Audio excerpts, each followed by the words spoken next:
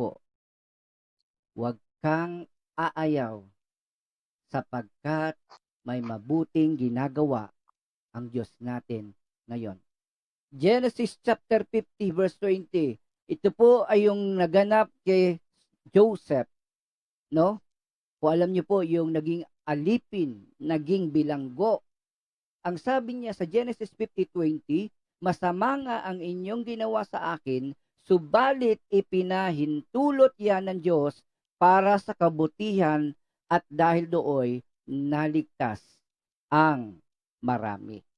Ibig sabihin, si Joseph lang ang nakasentro kay Joseph ang pagsubok at kahirapan, pero ang bunga ng tagumpay ay sa kanyang buong pamilya, sa buong pamilya ng Israel, sa pamilya ni Jacob, hanggang sa buong mundo.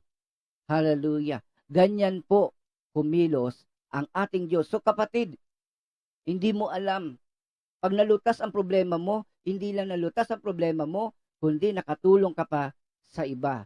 Kaya nga mga kapatid, kapag ikaw ay nakaranas ng pagsubok at nagtagumpay, maiintindihan mo ang ibang tao na dumaranas din ng matindi pagsubok at meron kang pwedeng patotoo para sila ay bahaginan ng ginagawa ng Diyos natin.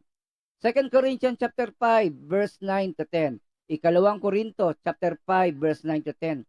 Kaya naman, ang pinakananais ko ay magiging kalugod-lugod sa Kanya, sa Diyos, sa tahanang ito o doon man sa langit, talatang 10, sapagkat bawat isa ay haharap sa hukuman ni Kristo upang tumanggap ng kaukulang ganti sa Kanyang ginawa.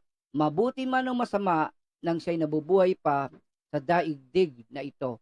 Kapatid, ang tinatawag nating mga pagsubok, ang tinatawag nating mga kahirapan na dumarating sa ating buhay ay parang apoy na tumatanggal ng mga hindi ka nais-nais na bagay sa buhay natin. At kapag napagwagyan natin ito, tayo po ay magiging purong ginto sa harapan ng ating Diyos. Kapatid, meron ka ba pagsubok? Meron ka bang trials? Tanungin mo sarili mo. Number 1, kaya ba ng Diyos patigilin ang dinaranas kong pagsubok? Ang sagot, yes. Kaya po na tapusin, patigilin ng Diyos ang ating pinagdaraanan. Pero ang ikalawang tanong, bakit hindi niya pinigilan? Bakit hindi siya gumawa ng paraan na maiwasan ito? Bakit kinuha ng Panginoon ang ating buting pastor? Bakit hindi niya pinigilan? Kapatid, hallelujah, kaya niya. Kaya niya pagalingin ang sino mang may sakit. Kaya niya iligtas ang sino mang nasa gitna ng pagsubok. Pero, ang tanong, bakit hindi niya ginawa? So, marahil at katotohanan ito, kapatid, nagaganap ang lahat ng bagay na ito sapagkat may plano ang Diyos. Amen po ba? Hallelujah. Praise God sa pagkakataong ito. Sabi nga ng James chapter 1 verse 2, mga kapatid, magalak kayo kapag kayo dumaranas ng iba't ibang pagsubok. Okay? Ano sabi dito? Magalak kayo. Lahat po na nakarinig na salitang yan, sabihin niyo po, isigaw niyo. 1, 2, 3, go. Galak kayo. Hindi, sumigaw. 1, 2, 3, go. Amen. Amen. Magalak kayo. Yung may pinakamalaki kagala, ay yung may pinakamalaki pagsubok, sumigaw. Sumigaw ng malakas. Amen. Yun, nako. Sa pagkasabi dito, magalak tayo pag dumaranas tayo ng iba't ibang pagsubok. Bakit daw? Sapagkat alam nyo na lalong magiging matatag ang inyong pananampalataya matapos yung pagtagumpayan ang mga pagsubok na yan. So pag natagumpayan mo yan, mas lalo kang matatag. At sa talatang 4, at dapat kayong magpakatatag hanggang wakas upang kayo'y maging ganap at walang pagkukulang. So, ibig sabihin, ginagamit ng Diyos ang mga pagsubok na ito upang linisin tayo. At sa paglilinis na yan, katulad po ng puno ng ubas, napipigilan ho kasi tayo sa paglago. Napipigilan tayo na makakilos dahil sa mga kasalanan na nakasabit sa ating buhay. Kapatid, kaya dumating ang pagsubok, kaya dumating ang mga kahirapan na ito ay upang matulungan tayong lumago. Masakit sa halaman ang putulan ng sanga na natutuyo. Masakit sa halaman ang putulan, tanggalan ng dahon na bulok na. Sapagkat hindi siya lalago kapag naroroon ang mga bagay na yon. Pag sinakit, masakit. Aray. Pero pag ginawa yon, meron ka ng assurance na lalago ka, magtatagumpay ka, at higit ka magiging malakas kesa dati. Amen? Praise God. So, ano po yung number 1? Kaya pinapayagan ng Diyos sa pagsubok. Number 1, dahil sa Kanya, para sa Kanyang kalwalhatian. Number 2, ang dahilan kung bakit tayo ay dumaranas sa pagsubok ay dahil sa mabuting layon niya. Ito'y makakabuti sa atin. And number 3, ito'y pagkakataon upang lumago at lumalim sa ating Panginoong Jesucristo. You cannot ask the Lord, Lord, bigyan mo ko ng malaking faith. Sapagkat ang faith nag-grow. You don't need another faith, giant faith. Kailangan yung iyong pananampalataya ay palaguin mo sa tulong ng banal na Espiritu. Okay? Praise God. Next, ikalawang Hari, chapter 5, verse 26. No? Yung alalay ni Eliseo na kasama niya sa paglilingkod sa Diyos ay gumawa ng kasalanan. Kinausap siya ni Eliseo, sinabi ni Eliseo, huwag ka nang magkaila pagkat kasama mo ang aking espiritu nang bumaba sa karwahe si Naaman at salubungin ka. Hindi ba tumingi ka ng pera sa kanya? Maari mong ibili yan ng lupa, olibo, ubasan, tupa, baka, at mga alipin. Ngunit ang ketong ni Naaman ay malilipat sa iyo at sa iyong magiging lahi. Noon din si Giezi ay namuti sa ketong. So anong kanyang trial? Ano ang kanyang kahirapan? Yung sakit na ketong na galing kay Naaman na pinagaling ng Diyos. Bakit? Kasi nagangad siya, tawag nating covetousness. Hinangad niya ang kayamanan. Kaya ang dahilan, kaya pinapayagan ng Diyos upang i-expose ang kasalanan na nasa ating buhay. Amen? So very important po yan. Balikan natin. Why God allows trials and suffering to happen. Number 1, mga kapatid, basahin po natin sabay-sabay. 1, 2, 3, go! Always for God's glory. Number 2, always for our eternal good. 3, to grow in Christ. And number 4, to expose unconfessed sin. Yung kasalanan na nakatago. Kaya nga po, sabi nga natin, may cause and effect when it comes to trial. No? So, wala kang bagay na ginawa na walang bunga. Sabi nga ni Newton, sa law of universal motion, hindi po dansa, sabi doon, in every action, there is an equal and opposite reaction. Walang bagay na ginawa na walang bunga. Okay? So tuloy tayo sa apat na yon. Tandaan niyo po yung apat na yan. Hallelujah. At mahalaga po yan, mga kapatid. Psalms 119:67. Okay? Nagsalita dito ang mga awit. Bago ako nagdalamhati, ay naligaw ako. Tingnan niyo mabuti. Bago ako nagdalamhati, bago ako nagkaroon ng pagsubok, bago ako nagkaroon ng kahirapan, ay naligaw ako. Ngunit ngayon, tinutupad ko ang iyong salita. So, katulad ng isang tupa na makulit, ang pastol, kapag hindi niya makuha sa disiplina, sa salita, gumagawa, mahigpit nga po ang mga pastol eh. Hello? Kasi yung malilita tupa, takbo ng takbo yan, tumatakas yan, at doon siya madidisgrasya sa mga mababangis na hayop. Kaya ang nagiging desisyon ng pastol, para hindi mapahamak ang tupa na to, baka wag niyo pong gagawin yan sa tao, ha? Binalian po siya ng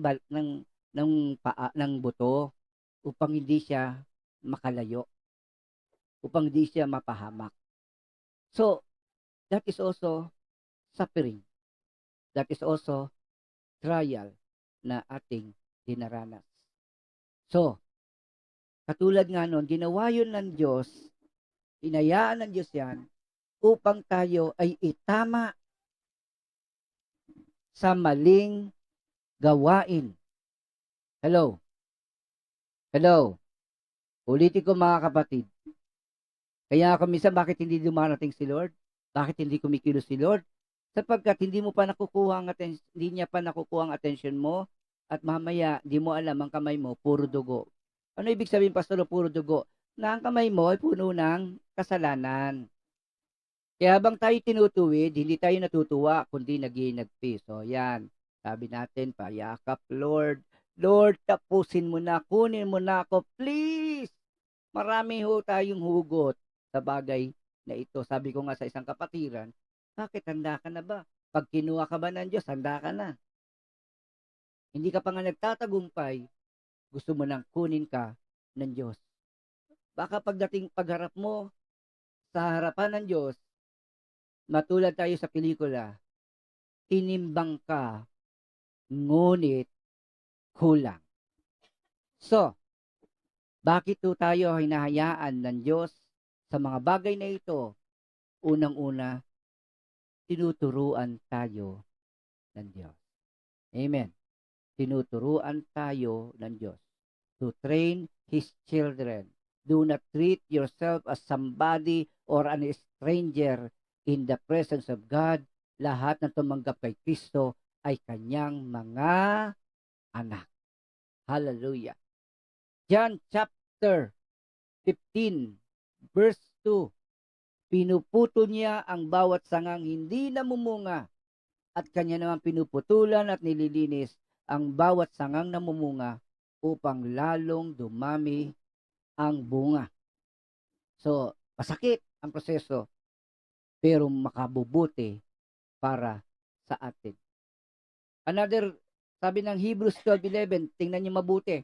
Habang tayo tinutuwid, hindi tayo natutuwa, kundi nagiging nagpeace.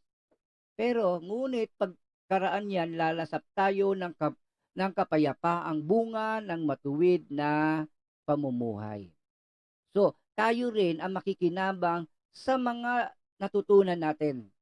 At yun ang mag-aalis sa atin sa kapamakan o kadiliman. Hello? Hindi na mauulit.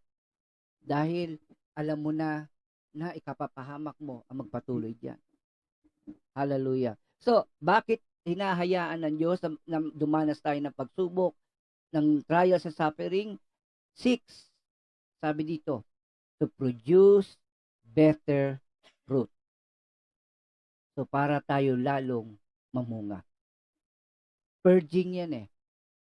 Pinipurge niya, pinuprune niya, lahat ng bagay that will hinder us from enjoying a victorious Christian life. Sabi nga, Pastor, bakit ang Christian di naubusan ng problema? Bakit yung kapitbahay ko kanta lang ng kanta? Ano? kanta lang sila ng kanta, inuman lang na inuman, sugal lang na sugal. Sa totoo lang kapatid,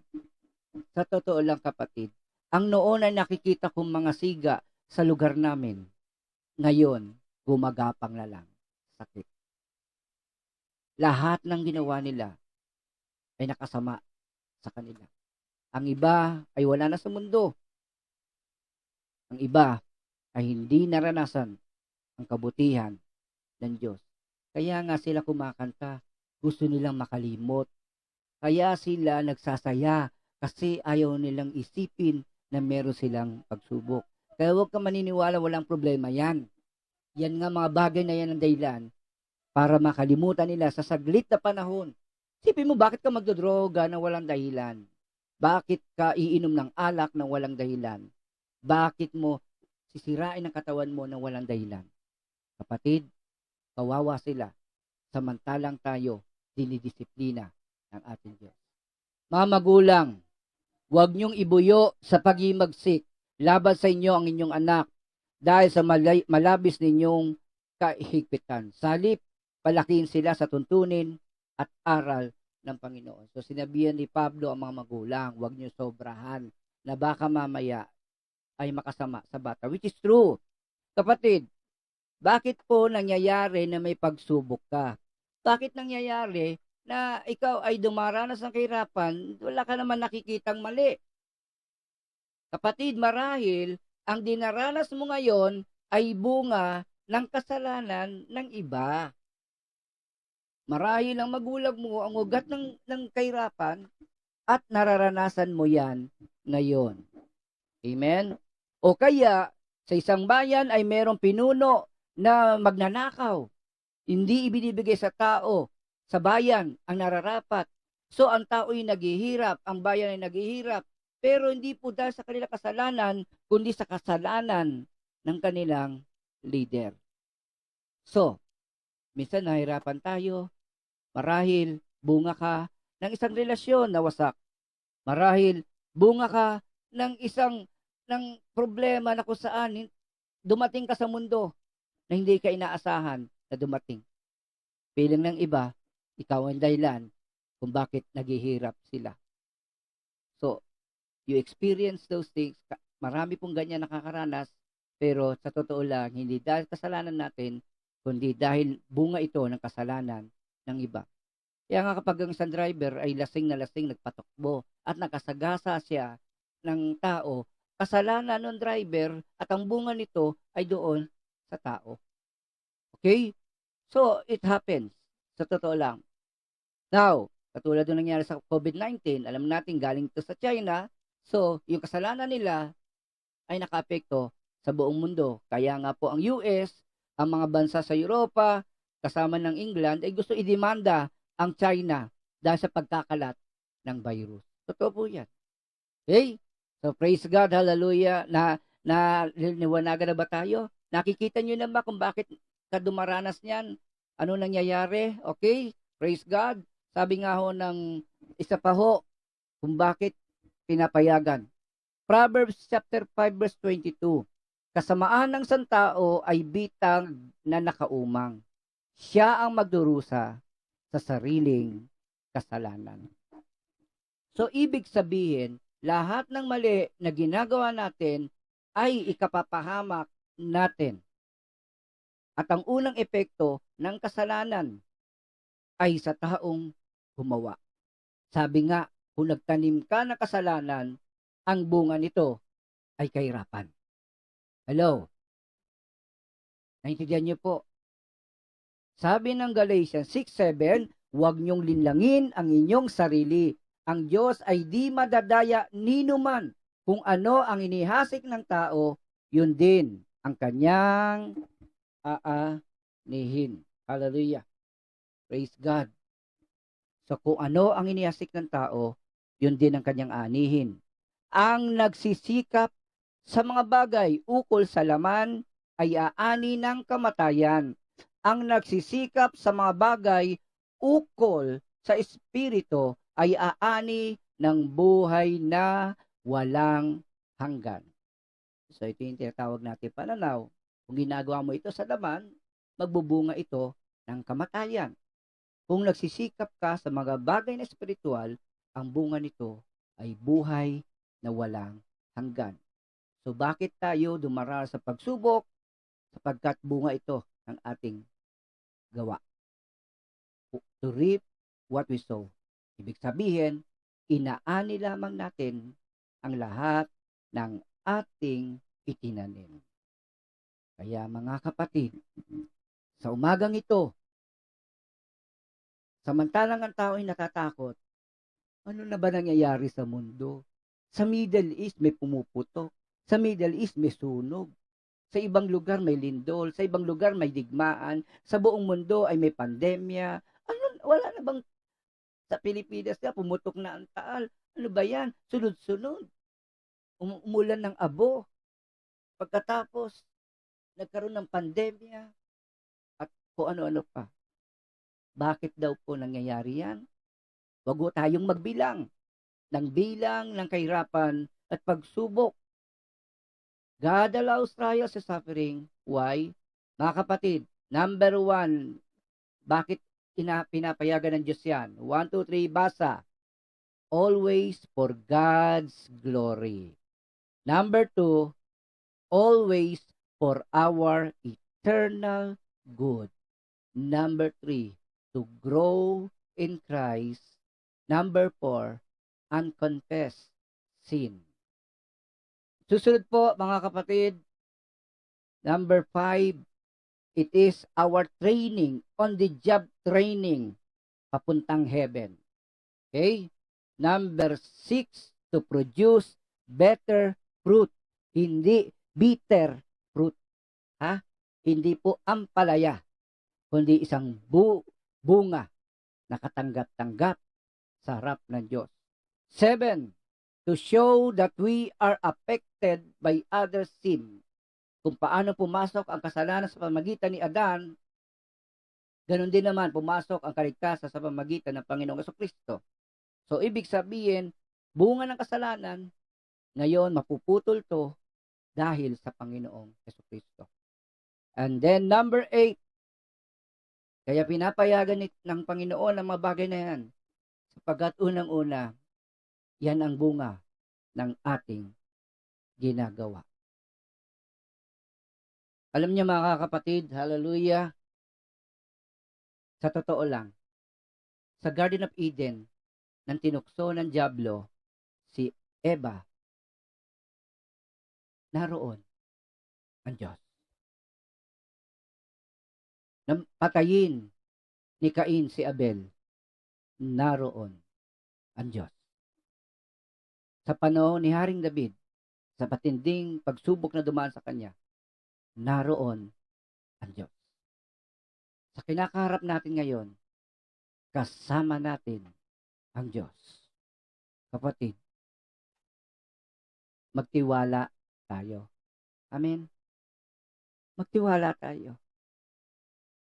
Kung dumanas ka ng kahirapan dito, pagdating mo sa langit, daranas ka ng comfort, joy, and eternal life. Isa rin dahilan, kaya tayo dumaranas ng pagsubok, nasa mundo pa tayo. Nasa maruming mundo. Sa mundo ng kasalanan.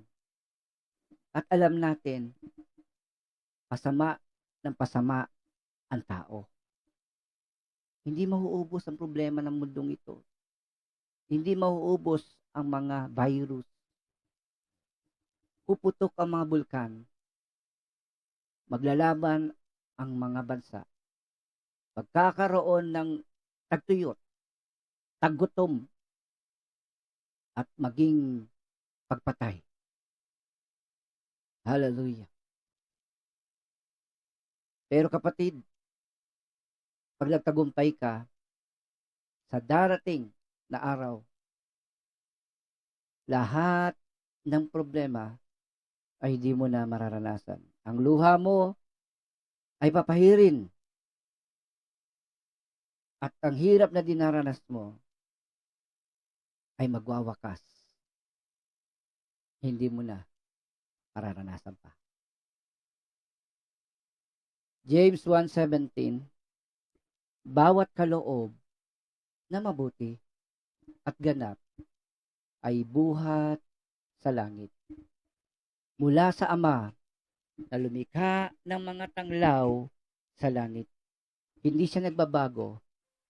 Hindi niya tayo iniiwan o binabayaan man sa dilim. Hallelujah. Praise God. God is good. Amen po ba? Hello. Our God is good. Our God is great. Hanggang ngayon, naramdaman natin ang pagkawala ng ating kapatid. Pero, naniniwala ako, hindi ito kabiguan, hindi ito panghabang panahon. Si Pastor Sol, Nanay Dolor, Ate Diana, Nanay Flora, pansamantala lang silang nawala. Hihintayin nila tayong lahat. Sabay-sabay tayong haharap sa ating Diyos kung tayo ay magiging tapat hanggang wakas.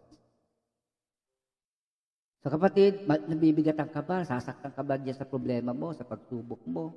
Ngayon, like Peter, Lord, save me. Hindi niya tinanggal yung alon. Hindi niya tinanggap yung hangin. Ay, tinanggal yung hangin. Iniangat niya si Pedro sa ibabaw ng pagsubok at lumalakad siya. Nakalakad siya. Mga kapatid, makalalakad tayo sa ibabaw ng pagsubok sapagkat ang Diyos, naranasan to ng mga alagad sa gitna ng dagat nang hampasin sila ng malakas na alon at hangin. Ngayon, nang dumating ang Panginoon Kristo, ang nasabi nila, multo. Di sila makapaniwala, dumating si Lord. Sa bawat pamilya ngayon, binibisita tayo ng Panginoon. Bakit kailangan lumapit ng Diyos sa atin? Sapagkat alam niya, kailangan natin ang Diyos. So when you are in the midst of suffering and trials, God stays beside you. Amen. Alam mo, lubog ka na.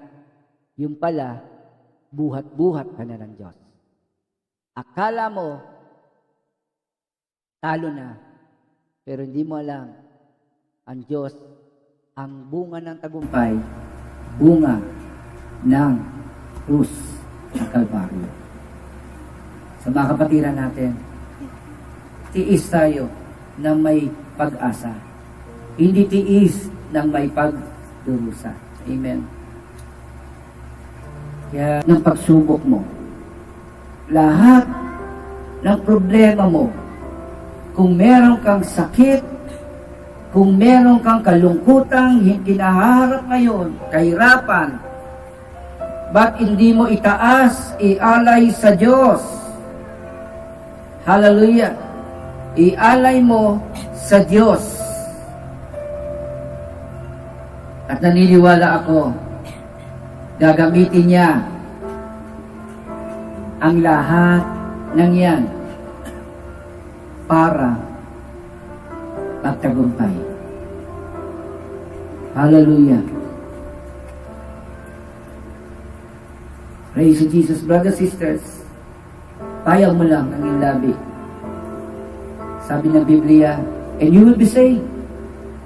Speak, confess with faith. At naniniwala ko, God is mighty to save. Let's sing this song to the Lord. Hallelujah. In you, Heavenly Father. Hallelujah. Cover us with your precious blood. Cover us, Lord, with your loving kindness, Lord. Alam mo, Panginoon, ang aming bawat sitwasyon. You know every pain, sufferings, and trials we are facing. You know, Lord. Hallelujah. And I know, God, delay doesn't mean no. You know the best time to save us. You know the best moment for your glory to shine upon every one of us. Lord, let these trials of our country, suffering, will turn out into submission and surrendering of lives to you. May this pandemic bring us to the knowledge of God. And Lord, sa bawat kapatid namin naman, we experience your embrace, yung yakap mo, yung pag-ibig mo, Panginoon. That we will make it, Lord, until the end. Because you never ever leave us, nor forsake us. Your answer has been given. And in your time, we will receive it, glorifying your name and enjoying the joy of victory and triumph, and the new strength we gain from overcoming these trials and sufferings.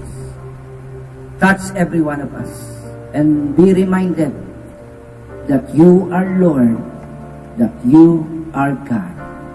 So Father God, we trust you, we believe in you, and we surrender our will to you. So be it. Let your will be done. Let your will be done on earth as it is in heaven, Father. In Jesus' mighty name. In Jesus' mighty name. Everybody say, Amen. Amen. And